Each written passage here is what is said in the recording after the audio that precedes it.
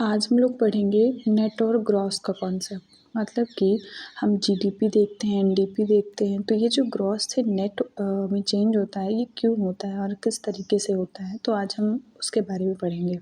तो इसके लिए हम लोग देख रहे हैं कि GDP minus depreciation equals to NDP. तो अब हम आप लोग सोच रहे होंगे कि डेप्रिसिएशन क्या होता है। वैसे हम इसको प्रीवियस वीडियोज़ में पढ़ चुके हैं, लेकिन यहाँ पे हम एक बारी इसको और देख लेंगे। तो हम थोड़ा देख लेते हैं कि डेप्रिसिएशन क्या होता है। ठीक है, तो डेप्रिसिएशन क्या होता है कि मतलब कोई भी हम मशीनरी खरीद रहे हैं तो उसका एक टाइम स्पैम होता है। तो उस टाइम स्पैम में धीरे धीरे करके उसकी जो वैल्यू होती है एसेट की, वो कम होती जाती है। ठीक है, जैसे क्यों कम होती है, जैसे कि अभी उसमें थोड़ी बहुत टूट फूट होगी तो उसकी वैल्यू कम होगी।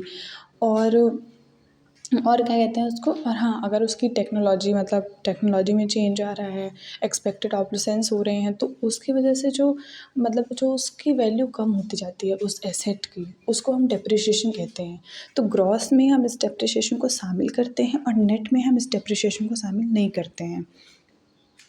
इसी को मतलब यही डेप्रिसिएशन का कॉन्सेप्ट है। तो अभी आप लोग को डेप्रिसिएशन समझ में आ गया होगा कि टूट फूट की वजह से, थोड़ी बहुत टूट फूट, वो बहुत ज़्यादा वाली टूट फूट नहीं, तो उसमें जो भी पैसे लगते हैं, फिर टेक्नोलॉजी चेंज की वजह से जो भी उसका मतलब ग्रेजुअल डिक्रीज़ होता है उसकी वैल्यू में, इसी को डेप्रिसिएशन कहते हैं। तो अभी यहाँ पे हम लोग देख लेते हैं वापस से कि जीडीपी से हम डेप्रिसिएशन माइनस करते हैं तो एनडीपी में बनता है। ठीक है, और एनडीपी में हमको डेप्रिसिएशन प्लस करना होता है तो हम जीडीपी में आते हैं।